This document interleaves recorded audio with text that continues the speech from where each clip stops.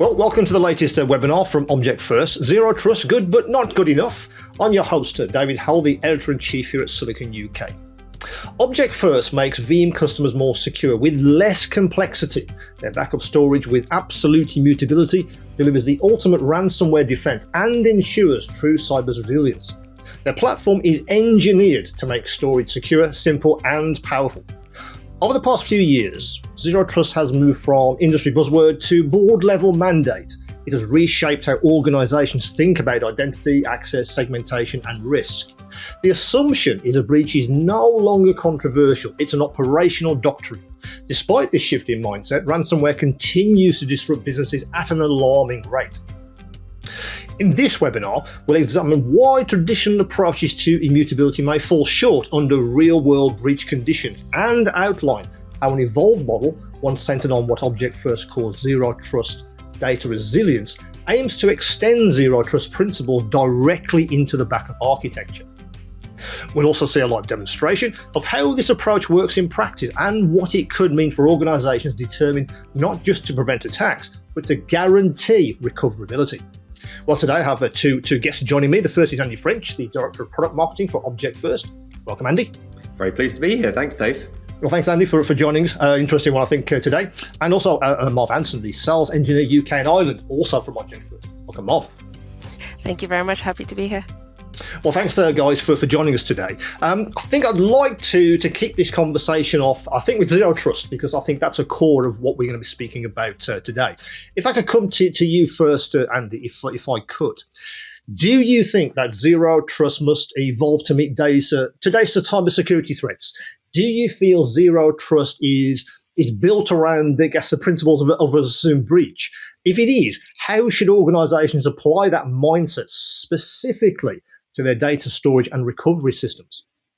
Yeah, absolutely. So Zero Trust, as you say, it has a different assumption to what came before it. So Zero Trust is about 15 years old now, and before that, the whole idea was that you patrolled around your perimeter of your network and you tried to keep the bad guys out. And Zero Trust has that assume breach mentality.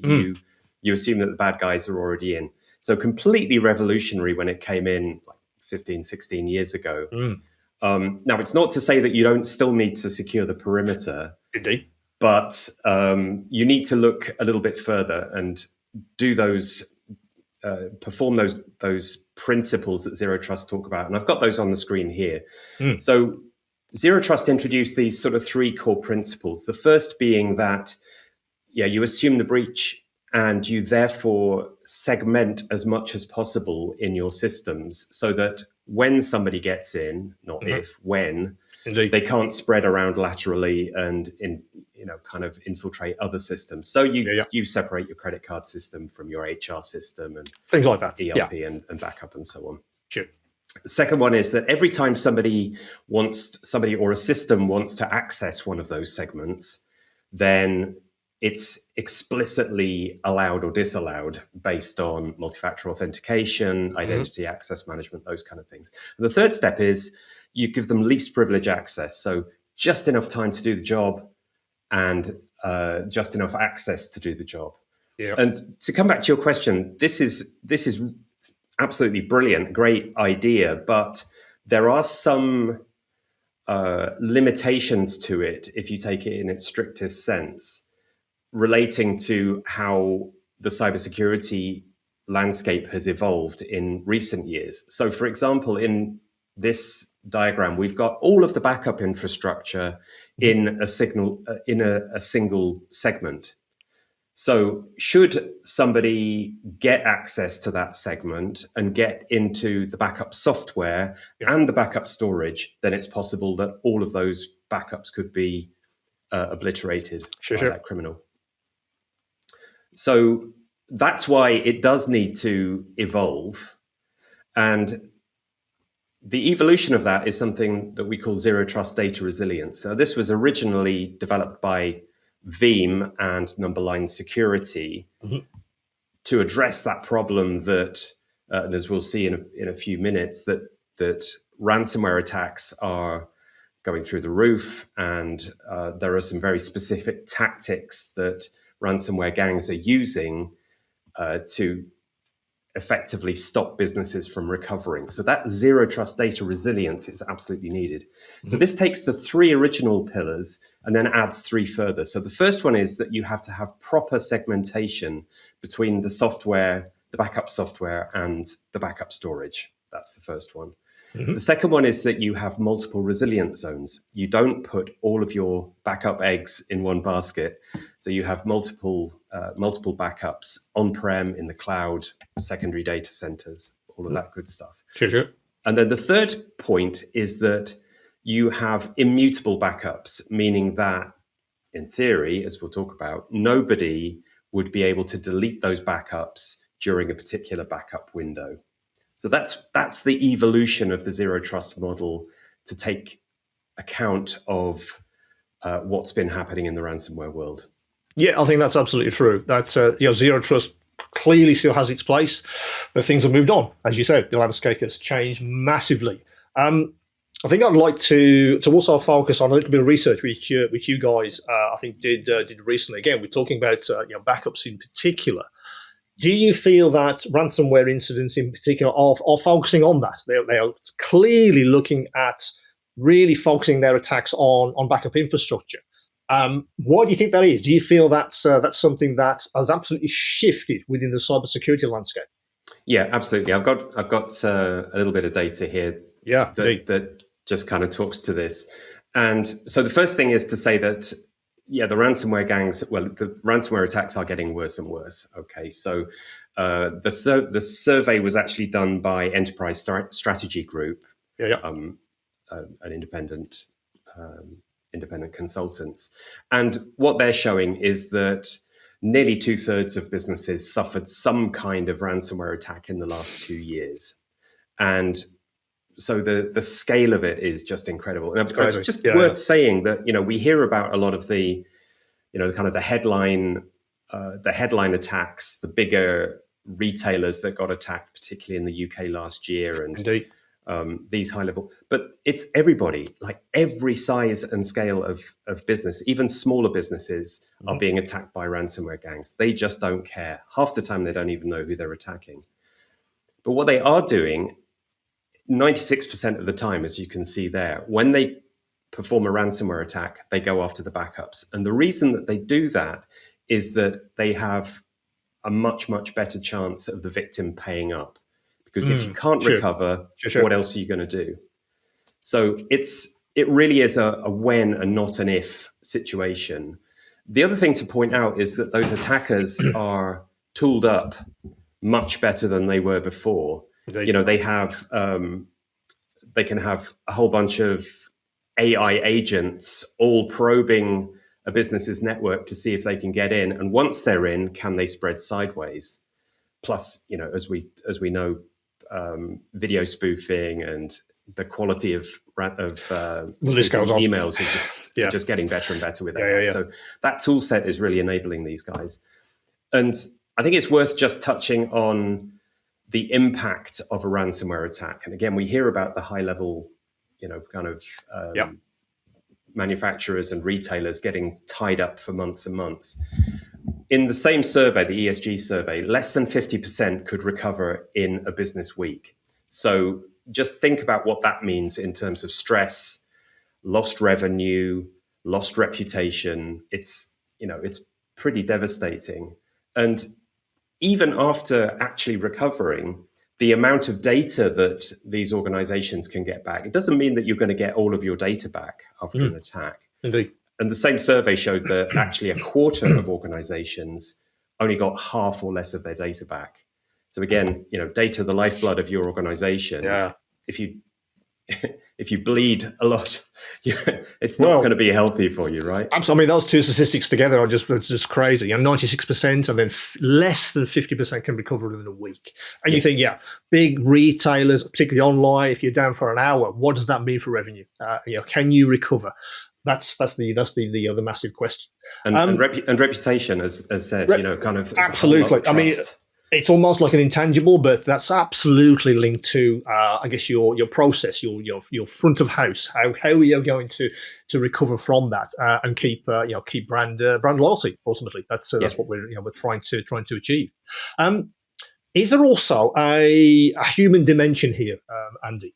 It seems to me that IT teams, they're sort of reporting a lot of stress, a lot of blame culture as well, which I think is an interesting aspect to this. Even when you're considering how they are leaving in quite large numbers, or at least thinking about leaving in quite large numbers from their IT roles, how much pressure do you feel that stems from uncertainty? Certainly around what we just discussed, uncertainty about can we recover. Do we have immutability within our infrastructure? Do you feel that's an absolute element in what's happening with the human dimension to this question? Oh, totally. And again, from the same ESG survey, we can see some scary stats. As you say, 84% are feeling uncomfortably stressed. Now, we all need a bit of adrenaline to keep us going in our jobs, but this is uncomfortable stress. And they overwhelmingly feel that the finger of blame is going to be pointed at them when something goes wrong, if it's their fault or not. And then, nearly 60% are thinking about leaving or, actively looking to leave. And then to come back to your point about, kind of the stress around can we recover, nearly 3/4 of them are saying that the tools that they have to recover after an attack are too complex or need security expertise. Indeed. So there's stress about an attack that might happen. There's stress about what happens after that attack, and you put those two last statistics together, that a whole bunch of IT professionals are thinking of leaving, and that they believe that the tools that they have to recover are too complex. You've got a really terrible key person dependency situation there, because Indeed. if your skilled people leave, who's going to help the organization to recover afterwards? Absolutely. That's clearly a chink in people's armor, which has to be addressed. Key personnel. What are your key personnel? What are they responsible for? Have they documented whatever they do? All of these good things that must happen. It's absolutely true. Totally, but also just making sure that the systems are simple enough that you don't need a degree in Linux or whatever to be able. Well, I see that a lot. I think a lot of businesses are trying to do just that. Post COVID, they're trying to collapse their tech stack to be less complex. Can we then understand what our systems are doing, where they are, what the infrastructure looks like, and of course that then feeds back into their cybersecurity. And you say the simplicity of systems, can they understand how these systems can be breached, and of course then how can you recover? Yeah. In fact, I think that would be a good point to move to next, Andy. And I'd also like to come to you as well, Marve, if I could. But Andy, the ransomware life cycle. Where do legacy backup architectures typically fail? I think a lot of people listening to this, they'll say, well, that's all well and good, but what should I be focusing on? Where should I be looking for those failures? Is there a failure in architecture operationally, or is it a failure of culture? Again, this back to the human element. Do you feel it's either or is it a mixture of both of those? All of the above. Absolutely all of the above. I mean, if you start at the top, there's often little understanding or support at the board level. Yeah. And we see quite often in our sales cycles that the IT team understand the necessity to do something, but the board are just saying, it's not in our investment cycle. Sure. Wrong answer. There's also this point of preparedness. There's often a lack of real life testing. Yeah. And, other data that I've seen shows that the levels of confidence before and after an attack that an organization can recover, there's a severe drop there when they see what can really happen. Sure. So that kind of, not just desktop testing, but really doing a proper fire drill, super important, and often doesn't happen. But you're talking to a lot of customers, aren't you, Marv, about how the system you guys are putting into place can be, used operationally. Is that often the case as well? That a lot of the conversations, well, we do some pen testing, don't we? And is that good enough? Clearly, that is not good enough. What Andy's just outlined. But for you, what are you hearing from your customer base? Is the failure of are you talking about an IT issue, an architectural issue, or are you actually having those conversations about culture as well? I think bit of both, to be honest. Yeah. Like Andy said, the IT teams tend to feel the pressure a lot more, and you can Sure. tell in the conversations you're having with them, there's a lot more urgency. If you ask for timelines, they say, next week. And when you speak to a couple levels higher than that, they think maybe Q2 or, a bit next later, year. Later down the line. And so you can just tell, it's almost like who's on the front line, who is going to be responsible for patching and putting things together. And when you remember the phrase that says, humans are the weakest link in every security chain, whoever's there responsible for patching and making sure nothing comes through is, no matter how skilled they are, still the weakest link. And so they want to make sure that they're closing as many gaps and loops as possible. And that's much harder to do with a DIY solution that we see in just so many organizations, because they've almost got in just a bunch of disks and they're just trying to make it work and provide it with some sort of immutability where they can, sleep with one eye closed. But you can tell that it's not necessarily completely fixing what any of the anxieties they have around the stress that we're talking about now. And so it's just trying to make sure that from a cultural perspective and operationally, that we're able to kind of find some synergy in understanding really the risks of it. Because even when you look at being hit once, when you've been hit once with ransomware, the stats in terms of how likely you are to be hit again increases. And so we speak to a lot of people who they're like, oh yeah, we hit once 5 years ago and then again 3 years ago, and we still hadn't fixed the things from 5 years ago. Sometimes it takes once, sometimes it takes twice to kind of have that light bulb moment. But by the time, again, there's a difference in the conversations we have with organizations that have been hit and those who have not been. The reality of what can happen kind of hits home a bit more when there has been some sort of experience, no matter how kind of close it has been to them. Yes, I think that's right. I think a lot of cybersecurity, particularly when we're talking about immutability and backups, it's kind of out of focus. I think we're trying to sort of get across that needs to come into focus very, very quickly. Now, you both mentioned immutability. I think I kind of ask you, Andy, to I guess to give us some definitions, because we talk about immutability, but also we talk about the concept of absolute immutability. And I think it'd be very useful if we maybe set the stage a little bit for the rest of our conversation, where we're going to go into that in a little bit more detail. Yeah, absolutely. So, absolutely. Pun not intended. I was supposed to use that pun. So immutability. Oh, don't do that again. Sorry. Can't resist those puns.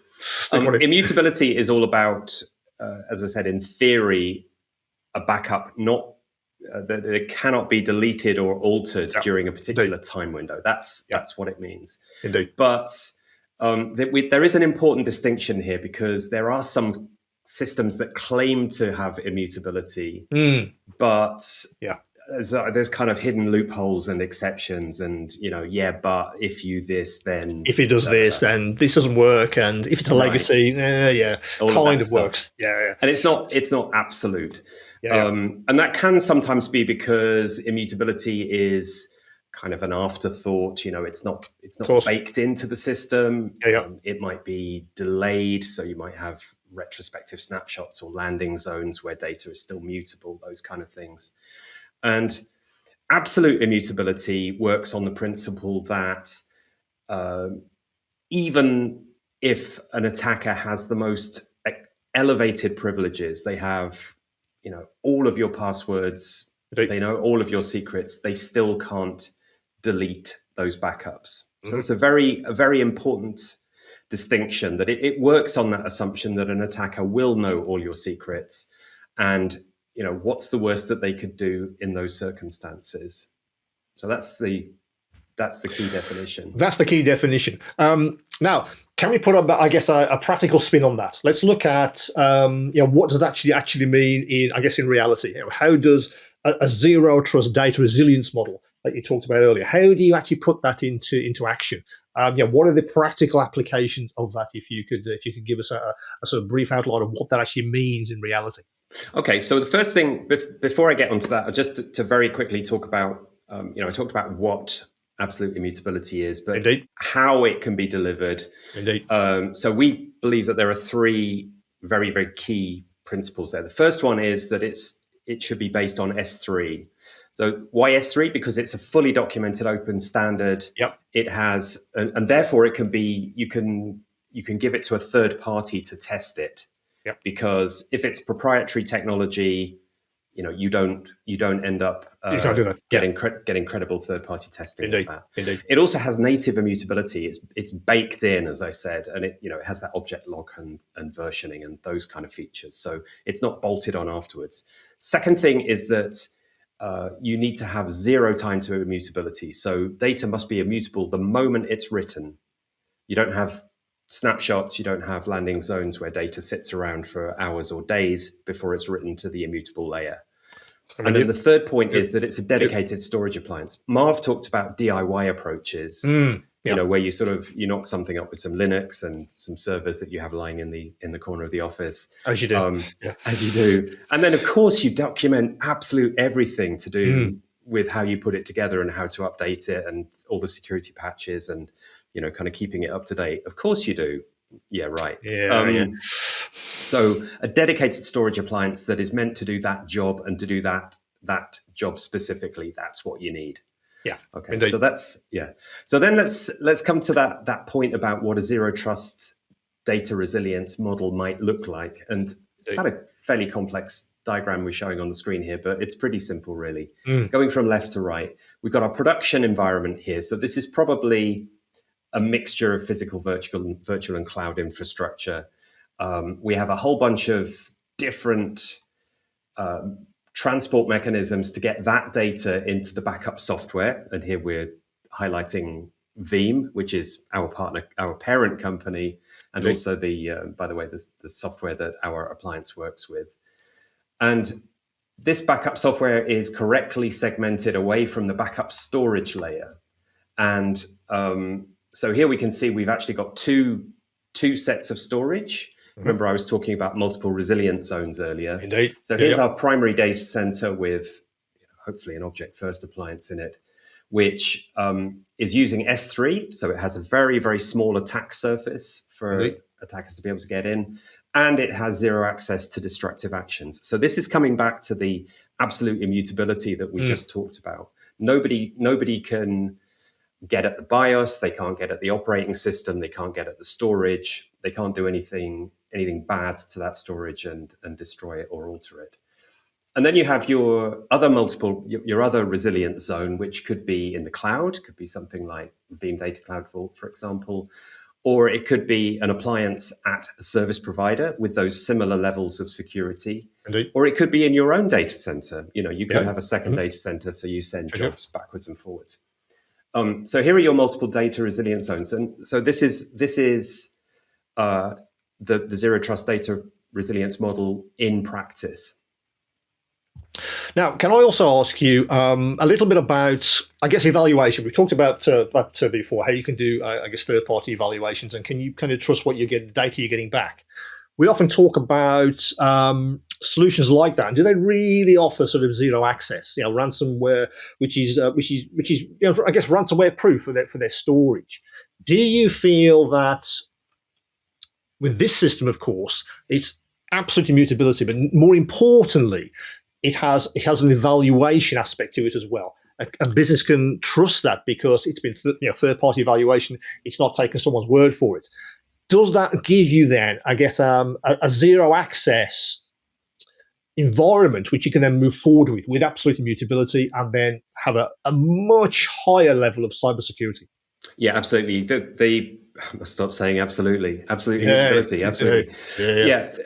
The point is you should not take a vendor's word for it, because if it's a black box system, sometimes even in the license agreement for backup appliances, they specifically say you're not allowed to do pen testing on it. Yeah, trust us. We do pen testing. We make sure that it's fine, but it's my data. I don't want to take your word for it. So that evidence of third-party testing is absolutely critical, and it's very, very rare to see that. But it's something that I would insist on if I was making the decision on getting so-called immutable backups. Yeah. Well, therefore, if that's the case, then of course, I think a lot of people will say, "Fine, we absolutely want to move forward with all of that." But of course, for organizations heavily invested in existing backup ecosystems, for you, what's the most, I guess, what's the practical first step to move towards a zero trust data resilience model? Can you give us do this first, guys? Because if you're going to move along to that end game, this is the journey and this is the first step. What's the first step, Andy? What's the first step to on that journey? I think that'd be a very interesting one for everyone to say, do this first. Listen to us, then go away and do this. Yeah. Well, look, there's obviously there's a kind of natural review cycle of about 3 to 5 years for storage, for example. Sure. Yeah. But I would say, look, there's a far more urgent question, and you shouldn't wait for that. So if you are an IT department, you should consider what's the and you should talk to your board about this and the C-level, the C-suite. Yeah. What's the cost going to be if everything went wrong and if all secrets were known? If your organization was not able to operate for days or even weeks at a time, we saw some of those numbers earlier, that there's a percentage that it takes more than 3 working weeks to recover. Yeah. What does that look like in terms of the organization's ability to survive, let alone thrive and innovate? So I would just say, well, look, what does that cost look like? And can we afford not to do this? I think that would be the first step. And yes, I think an evaluation at board level. I think that's it, because it trickles down. It's not an IT exercise, guys. It's not. No, so it's something that the IT team might need to flag up to the board. Absolutely. And say, look, there is, you've got a risk register because you have to. This is a serious risk. And it could well be that board needs educating on that point. Absolutely. I think that's true. I think it's, again, it's that cultural aspect and changing mindsets, that kind of, that kind of thing is very important. Yeah. Well, let's move to having a bit of a conversation about, the object first solution. Could you tell us a little bit about how it actually works in practice? Yeah, for sure. So we offer a hardware appliance. It works specifically and uniquely with Veeam. The company was actually founded by the original founders of Veeam, and in fact, we've recently been acquired by Veeam, so we've gone full circle. And the whole point about our solution is, we talked about the need for security, but you need to balance security with simplicity and power as well. Because as we've observed, if you have a solution that's too complex, that nobody knows how to use it, or when you're under absolute pressure, you can't restore. Or if you don't have the power to be able to restore quickly, you might end up losing a whole bunch of data because the last backup point you had was days and days ago, rather whatever than it was. hours ago. So Sure. RPO might be too long. So the whole point about the object first appliance is that it ticks all of those 3 boxes, and it means that customers don't have to compromise on any of them. So we do offer that zero trust architecture. It's S3, giving that high level of security, and the zero access to perform destructive actions, and that it is third party tested and verified. So yes, I think that's the important thing.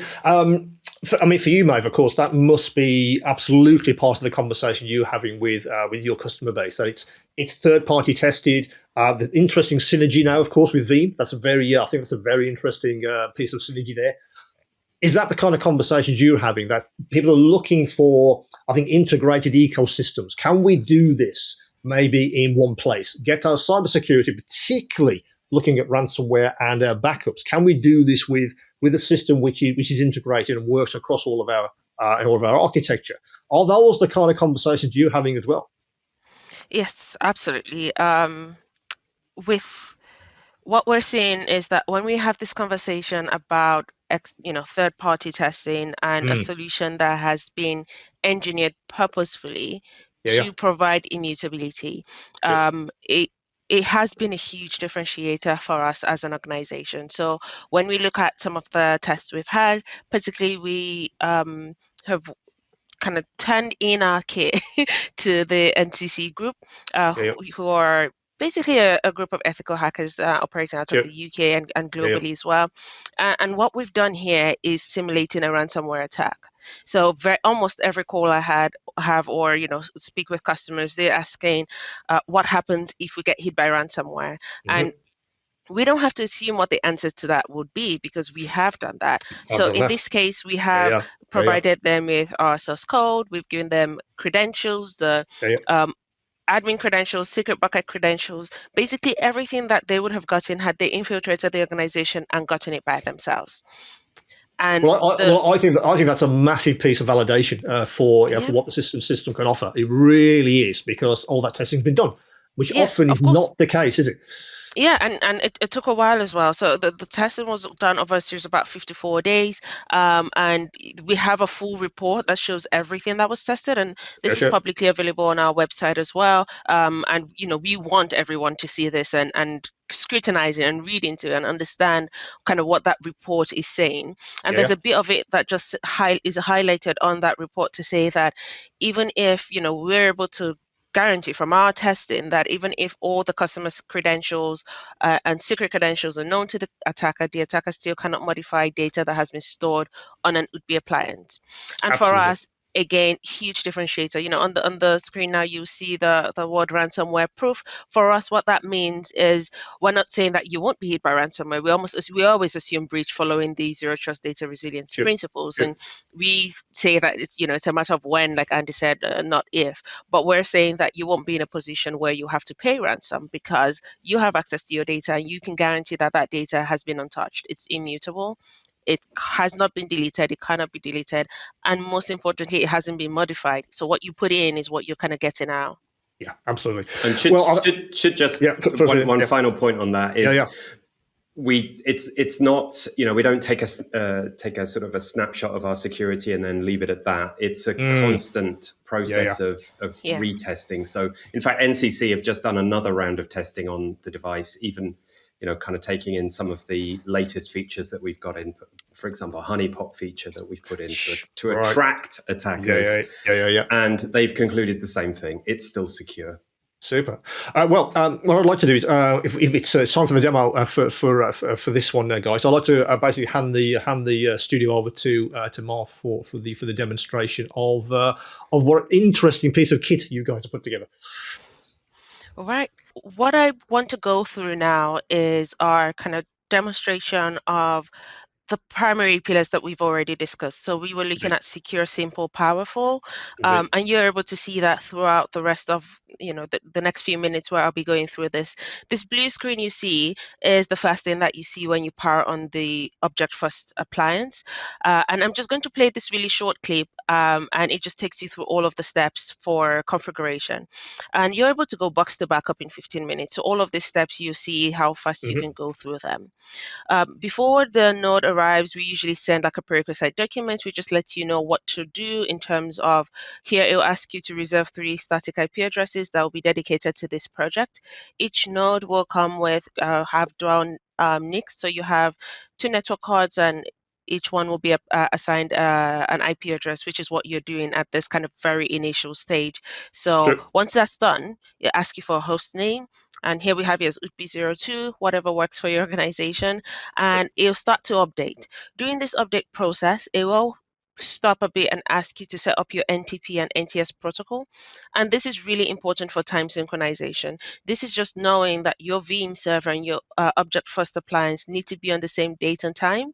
And this is really important because if, say, someone goes into the Object First node and they try to change the date, say 10, 20 days ahead of time, our solution will shut down knowing that something's wrong.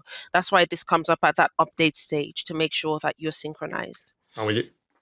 Once that's done, you put in cluster name and cluster IP address. The cluster IP address will remain the same regardless of how many nodes you have in the cluster because it's the primary destination point and connectivity to VM. Once that's done, you put in your password and confirm password. And now you would have successfully configured an Object First appliance. We do ask that you enable telemetry if you are in a site that has internet access, because this just gives our support the opportunity to be proactive. And those are all the steps to go from you've got a new node to you have access to the user interface. Sure. That's it. Now, the password that we've used at that blue screen stage, we're going to put in here and get access to the user interface. At this point, once you've come in for the first time, you are able to set up your multiple factor authentication to just have that extra layer of security before accessing it again. Now, everything we did at that blue screen stage, you're able to do that setup in a server room with a keyboard and a monitor, or through IPMI or iDRAG, depending on the node that you get from us. Sure. However, once that's done, we just ask that you disable the kind of remote access and you only access using the user interface that we have here. Now, this dashboard is really simple and easy to use. It is wizard driven, so the first time you come in here, it will tell you what to do and where to go. It prioritizes your connectivity to Veeam and getting you to a point where you can start to send data into the buckets that you create, into those immutable buckets. So I'm just going to take us through those processes very quickly, and we start on the left hand side here where we look at S3 keys, and the priority here is getting our access key and our secret access key. So I'm going to click create key here, and I'm going to put through my password, confirm, and now I have my access key and secret access key. Now, for anyone who's familiar with kind of S3 keys, this will pop up just the one time. So you see here that there is this, make sure you copy and put it somewhere safe. So I'm going to do that here and put this in a notepad. I will say that for our end users, we ask that you put it somewhere safer than a notepad.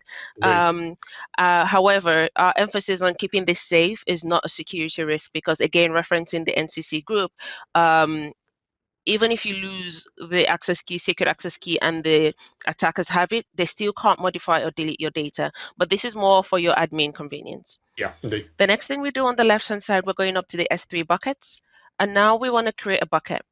Now, I'm going to name this Marve 4 because I have a few buckets already. However, you see here that we have versioning already enabled. This is by default. We ask that you don't uncheck this. However, if you do, you will get an alert to let you know that you have an unversioned or vulnerable bucket. Sure. You can put a location if you want. In my case here, I can put UK and click create bucket. So when we say 0 time to immutability, that's what we mean, because as soon as this bucket is created, it is immutable. So there's nothing else I've had to do outside of just putting in my name and the location. Now we're going back to the dashboard. I mentioned the cluster IP address being the connectivity you have to Veeam. It is here available on the dashboard. So I'm just going to copy this because I know I need it in a moment. But it will always be available on the dashboard here. So if you just flip over to a kind of VBR platform, what I'm trying to do here now is create a repository and connect to the bucket that we've just created. So say backup infrastructure on the left-hand side here, backup repositories up top, and I want to add a new repository. Now, this is where when we're looking at that zero trust architecture and we're seeing the object first solution in either primary or secondary location, changing that repository is kind of what we're doing at this point. Now, we'll be choosing object storage because that's what we are. S3 compatible because that's the only protocol we support, and S3 compatible with SOS API. Now, at this repository level, you can name it whatever you want, but what's important here is the service point. This service point I'm going to paste here as the cluster IP for reference. We got it from the dashboard here, and we've just pasted it here as well. So for region, this can be as wide or as local as you want. It refers mostly to hyperscalers, so we are a bit, we're able to be a bit more flexible with it. Here is where I'll put in the access key and the secret access key that I have kept very safe in my notepad. So I'm just going to copy that and put it here and copy my secret access key as well.